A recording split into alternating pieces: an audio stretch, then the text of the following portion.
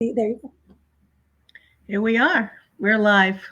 We are, Kathy. It's so good to be with you. I'm Stacey, for those of you that know me, and I'm here on behalf of Job of Mind with our second Tea with Teachers. And I have Caffrey with us today, joining us from Rhode Island. Or actually, yeah, you're at the Cape, right? Is that? I'm not on the Cape. I'm in Rumford, Rhode Island today. Rhode Island. And we're the East Coast part of JABU. Stacey's up in Maine, and here we are for a nice cup of tea. I know I'm sending you a virtual hug. So thank you. Of course. Stacey and I have worked together now for about a year, and most of it on GoToMeeting or Zoom or FaceTime.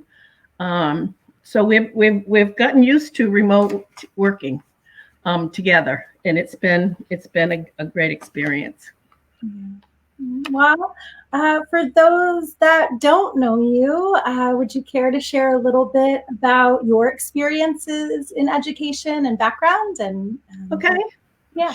Sure, of course. Well, I am a retired teacher and administrator with over 40 years put in the field.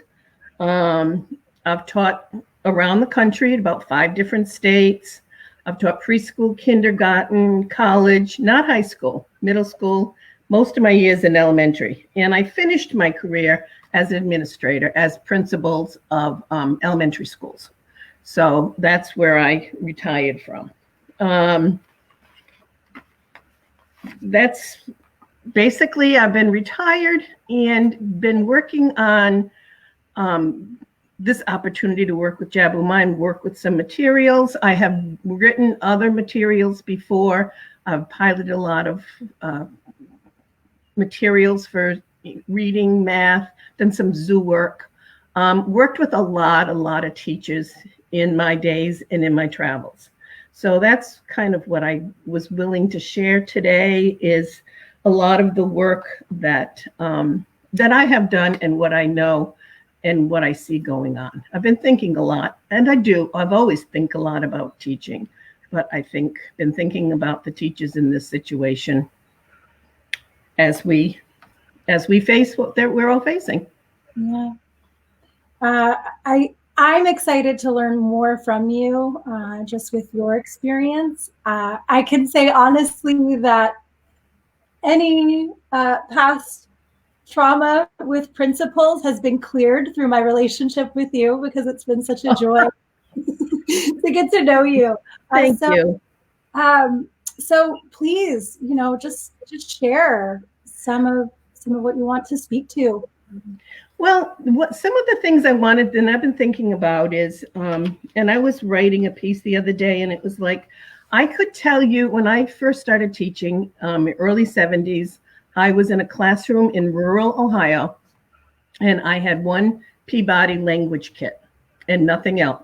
I had 25 students in the morning, 25 in the afternoon. And that was a challenge for me. Every night I would spend hours preparing materials. Every night I had to trace and cut and trace and cut and do this. So I had a bookmobile that came from the library. The school didn't even have a library. So the bookmobile came every 2 weeks, and I'd have to plan my books that I wanted or take what they had. And I survived.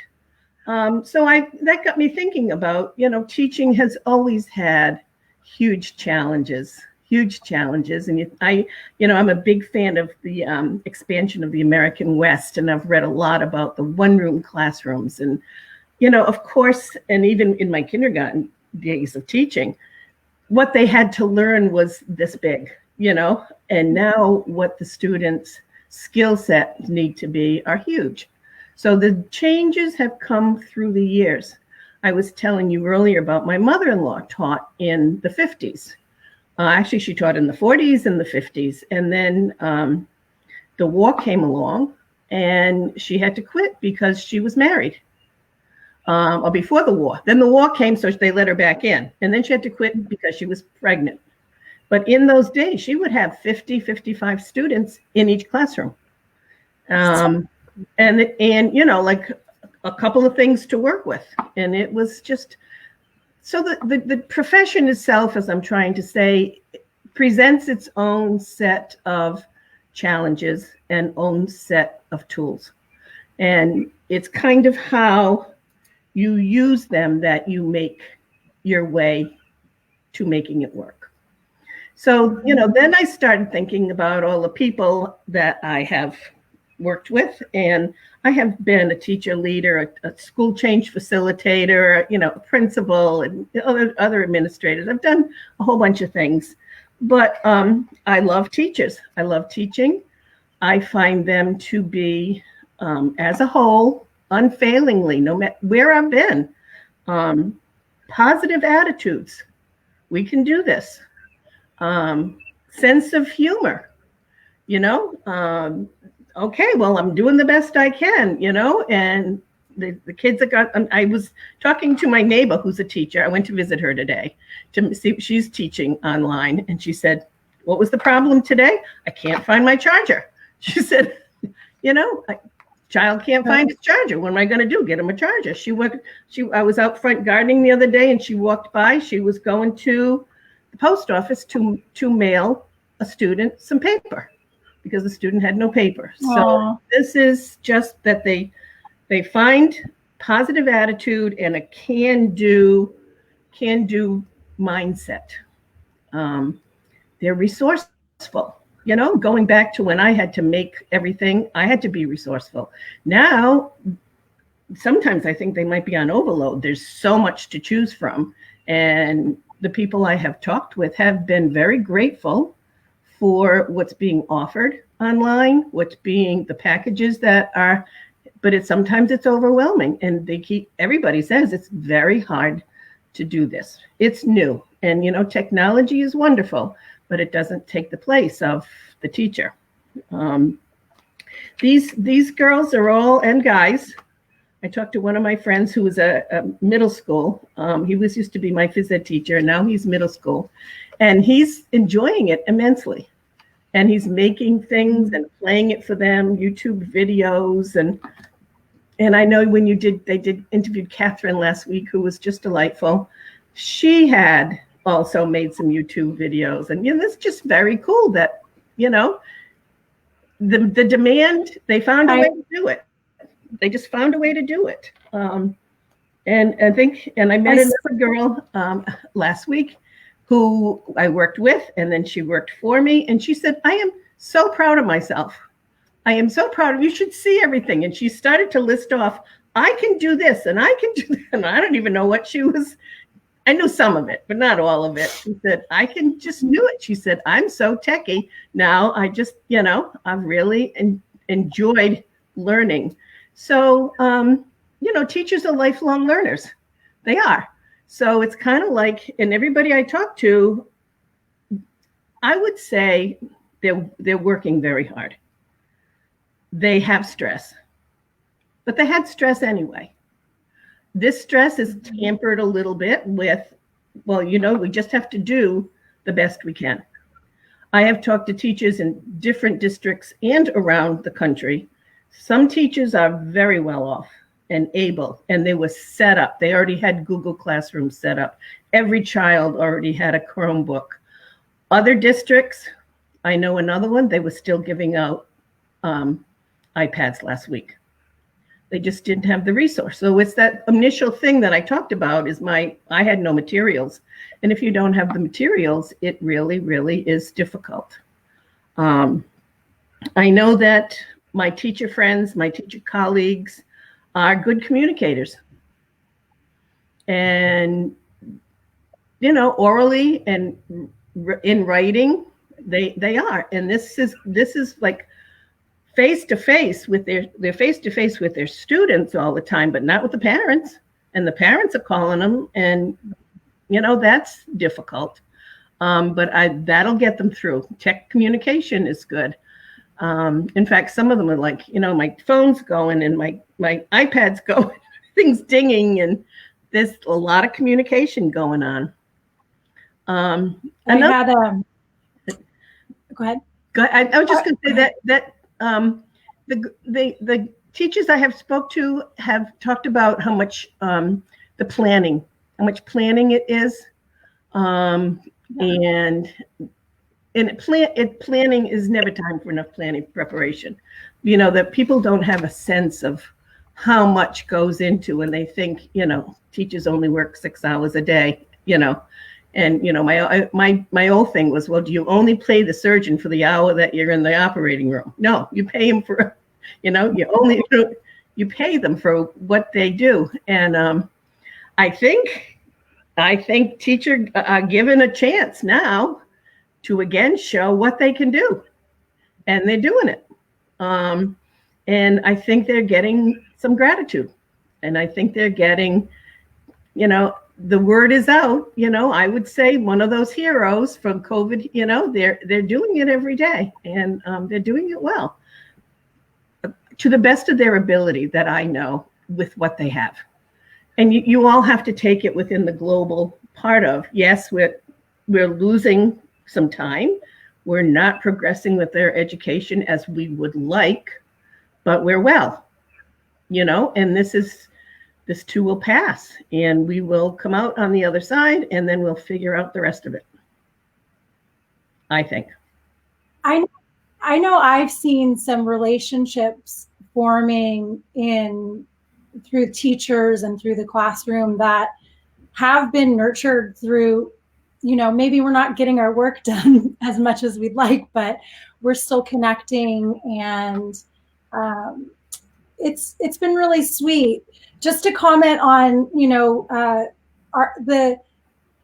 the humbling capacity of teachers right now to expand and continue to learn. I had a friend who's a teacher I spoke with and caught up with, who was joking around saying, like, I can actually feel my brain growing as I'm learning all this new technology.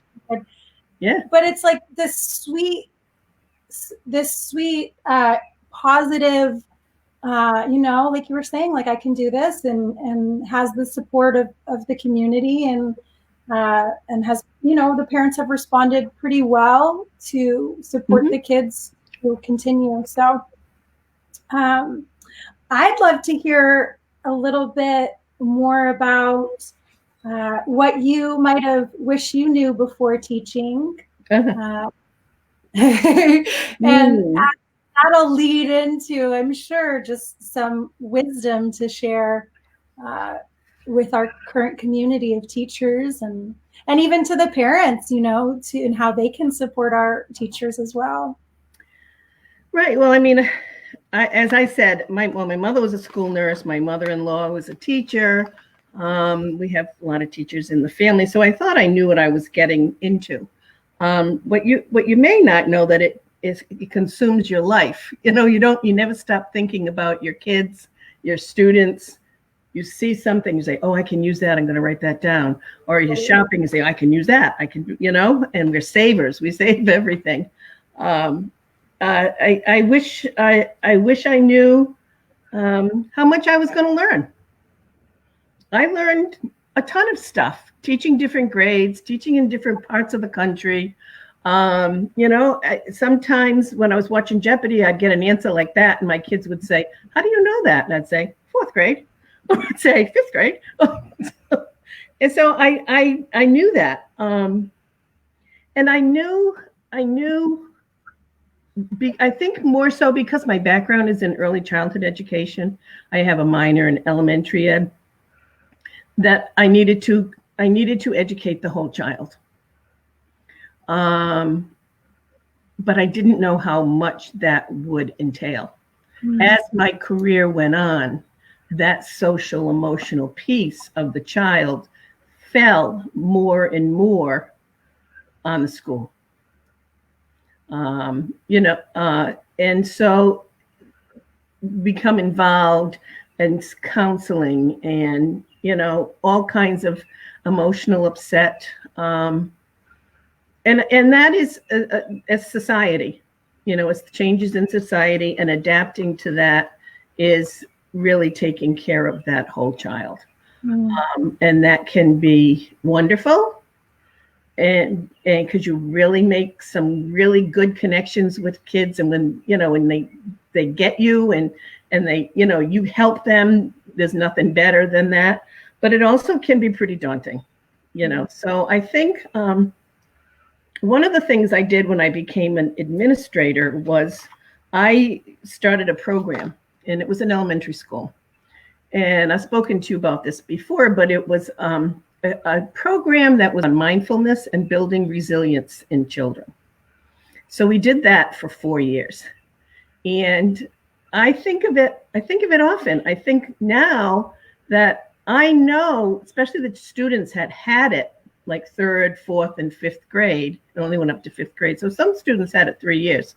But when the teachers, I'm hoping, still use some of the strategies and the students are somehow carrying those with them. They used to use them, before we took state tests. They would do their breathing and they would do their stretching and they would give their gratitude, and it was just a beautiful thing to see. And I went back to when I was at Syracuse University getting a master's. I took a psychology class, and one of it was in this meditation techniques. And I learned this technique that similar to what Jill was doing on her nighttime meditation the other night, where you find a place where you're calm and all that stuff. I've been using that same thing for 40 years. It works, right? Yeah. It worked. And I didn't have a lot of tools, but the tools that I have, I use. And I tried to give that to the students and the teachers in my classroom, in my school. The teachers really liked it. And I think I love working on this kind of thing now. And that's one of the things that gets me, some little breathing. And like we've said, it doesn't have to be long, but I have to say, it's been going for 40 years. That one place that I go that brings me peace. It works every time. So that's my story. One other thing we had said that I wanted to share some of the things that I do, that I think teachers do, that I know a lot of my teacher friends do, is they walk a lot or they work out. I do I was doing Tai Chi at the gym. I can't do that anymore. So I've been doing YouTube. I mean, if this had happened 10 years ago, we couldn't have had all this. I can do that. I was showing you, I'm going to show I've been coloring. Yay, I love it. And I just read an article in Prevention Magazine about the therapy of this. I have a friend in Syracuse who is an art teacher, retired art teacher. She has her mom with her. She's 90 years old, and they're painting rocks. And it's, the therapy of art is real. And, even if you're not creating, I was just coloring, but I have found a lot of solace and peace in that, and just kind of like a depress, It was fun, besides yard work and other things. I understand completely. That's how I've been navigating my experience as well, is just daily creating. And it does. I mean, there's been research that shows that it fires up the same parts of the brain that meditation does. Right. So, and I'm so glad that I had that mindfulness practice for all those years. And I think that is one of the reasons that, one of the reasons I think that I became part of this too, is that I'm such a believer in it. I hope the teachers take advantage of the use of this website and find helpfulness in the app. I think it'll be great. Kathy, thank you. Yeah, thank you so much for being available and being you. I'm so grateful for even just knowing you in this year, and I can only imagine how you've been received by your students and co-teachers and faculty. So I always feel like we should treat teachers like the military and be like, thank you for your service. But I mean it deeply. So thank you for being there for our kids, our community. Thank you again. I've enjoyed it immensely. Is there anything else you want to share before we sign off for I think the gratitude is something that I practice as well. What are you grateful for in this moment? Oh, I'd have to say the calmness that I feel. You're being asked to go live on Facebook, and it's like that could be a big deal. But I'm like, well, I'm going to be with Stacey, and it's it's just about teaching, and I know about teaching, so I can. Chickens running around at this point. They're outside still. Those are our normal Zoom meetings. I can just go on and on about teachers, how I love teachers, and I have made the joy of my career and the relationships that I have had, lifelong friends that of like minds that are just wonderful. So congrats to all the teachers who are out there who are sticking it out, and I hope they get the due they deserve. I think the world is awakening to it. And a lot of parents are awakening too. There's a lot of jokes out there about it, but it's not that funny, Yeah. Yeah. And just to say to that, I really think it's valuable. I think, like you said, a lot of parents are now recognizing how challenging it is. And so hopefully there'll be some clarity in how they can support and continue to support their teachers in the future. And different challenges too. I know teachers that have, teaching. One of my neighbors teaches first and second grade, and that's a huge challenge. And then another friend is in middle school, and that's the paperwork and the planning, and then reading everything, and that is another whole game. There's challenges, but they are rising to it. They got it. Yeah, I believe in our teachers, so I hope that we can be there for them in the way that they need, and continue to facilitate these conversations and bring more awareness, around this. So, thank you so much, Kath. You're welcome, Stace. Say hello to everyone at Jabu. Goodbye. Thank you. Have a good evening. Okay, thank you. Thank you all for tuning in. We'll be here next week with more Tea for Teachers.